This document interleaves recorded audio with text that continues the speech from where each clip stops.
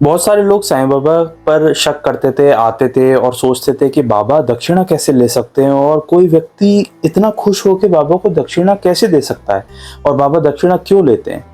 आज भी ऐसे बहुत सारे लोग हैं, लेकिन हम उन जमाने की बातें करेंगे जब उस जमाने में जब बाबा के सामने ऐसे लोग आते थे तो उनको क्या एहसास होता था। ऐसे एक महाशय थे जो काका महाजनी के दोस्त थे और वो इस तरह के बंदे थे कि वो मूर्ति पूजा उनको अच्छी नहीं लगती थी। मतलब आइडलाइज, अगर किसी ईश्वर को आइडलाइज करके मूर्ति की पूजा करना या फिर किसी संत को आइडलाइज करके उसकी पूजा करना, के वो सख्त खिलाफ थे।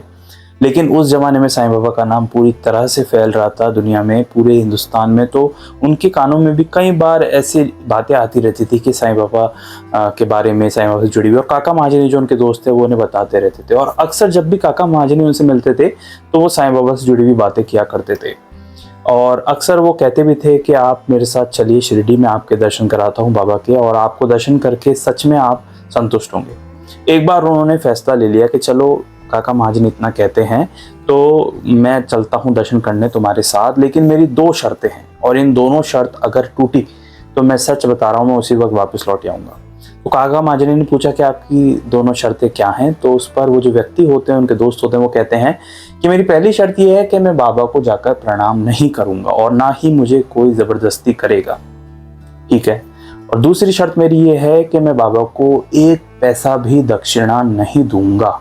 तो अगर ये दोनों शर्तें बरकरार रहीं तो ही मैं शिरडी चलता हूँ। तो काका महाजन ने पूछा इसमें तो कोई मतलब सोचने की भी बात नहीं, बस ये दो शर्तें हैं ना आपकी, चलिए मेरे साथ। तो वो दोनों पहुंचते हैं शिरडी और शिरडी में जाने के बाद जैसे ही वो द्वारका माई के अंदर एंटर हो रहे होते हैं, बाबा थोड़ी देर तक जो काका महाजन के दोस्त हैं उनको देखते रहते हैं और थोड़ी देर देखने के बाद बाबा उनसे बोलते हैं कि आइए श्रीमान पधारिए, आपका स्वागत है, आपका इंतजार हो रहा था। और सब जो भक्त होते हैं वो भी सुन के हैरान थे कि बाबा ने इस तरीके से क्यों बोला और इतनी अलग आवाज में क्यों बोला। अच्छा, काका महाजनी के वो जो दोस्त होते हैं वो भौचक्के हो जाते हैं, मतलब वो खड़े रह जाते हैं, वो बाबा को देखते रह जाते हैं और वो सोचते हैं कि ये स्वर बाबा ने कैसे बोला, ये लाइन बाबा ने कैसे बोली। तो काका महाजनी बोलते हैं कि आप आगे आइए, आगे जाके दर्शन कीजिए, क्या हो गया आपको। तो वो बोलते हैं कि ये लाइन, ये जो आवाज़ है, ये जो ध्वनि है, ये जो बात है, मेरे स्वर्गवासी पिताजी के अलावा कोई नहीं बोल सकता, क्योंकि वो ठीक मुझे ऐसे कहकर संबोधन करते थे कि आइए श्रीमान पधारिए, आपका स्वागत है। और एग्जैक्टली वही लाइन उसी स्वर में ये जो आवाज़ थी मेरे पिताजी के अलावा किसी की नहीं हो सकती। लेकिन उनके सामने बैठे थे साईं बाबा, वो देखकर हैरान तो होते ही हैं, लेकिन वो दौड़कर जाते हैं और बाबा के चरणों में नतमस्तक हो जाते हैं और खुद अपनी जो पहली शर्त है वो तोड़ देते हैं कि वो झुककर प्रणाम नहीं करेंगे। वो बाबा को जाकर प्रणाम करते हैं, उनका आशीर्वाद लेते हैं। अच्छा, पूरा दिन काका महाजी उनके दोस्त वहीं बिताते हैं और सुबह के समय और शाम के समय बाबा दो टाइम काका महाजनी से तो दक्षिणा मांगते हैं, लेकिन उनके जो मित्र थे उनसे दक्षिणा नहीं मांगते। ये देख के उनको बहुत ज़्यादा परेशानी फील होती है और वो जो मित्र होते हैं वो काका महाजनी के कान में कहते हैं कि बाबा ने तुमसे तो 2 बार दक्षिणा मांगी, लेकिन मुझसे एक बार भी दक्षिणा क्यों नहीं मांगी। वो उत्सुक थे दक्षिणा देने के लिए और वो सोच रहे थे बाबा दक्षिणा दे।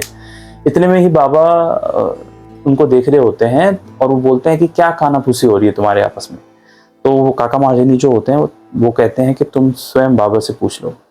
तो बाबा से पूछा जाता है कि आपने दक्षिणा क्यों नहीं मांगी। तो बाबा बोलते हैं कि तुम्हारी इच्छा नहीं थी दक्षिणा देने की, तुम्हारा मन नहीं था, तुम ऐसा मन बना के आए थे, तो मैंने तुमसे नहीं मांगी। और वो जो फकीर, वो जो ईश्वर, जो मालिक, वो जो मुझे इशारा करता है, मैं सिर्फ उसी से दक्षिणा मांगता हूँ। तो तुम्हारी इच्छा नहीं थी तो मैंने रहने दिया।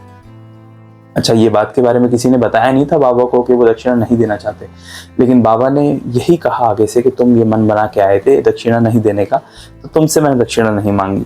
थोड़ा सा आग्रह करते हैं और बाबा से बोलते हैं नहीं आप दक्षिणा लीजिए। तो फिर बाबा को वो 17 रुपये दक्षिणा देते हैं, उतनी ही जितनी काका महाजनी ने दी थी। और शाम का समय हो जाता है और बाबा जो है वो लौटने की इजाज़त दे देते हैं। अक्सर जो है बाबा सेम डे इजाज़त नहीं देते थे, लेकिन उन दोनों को इजाज़त मिल जाती है।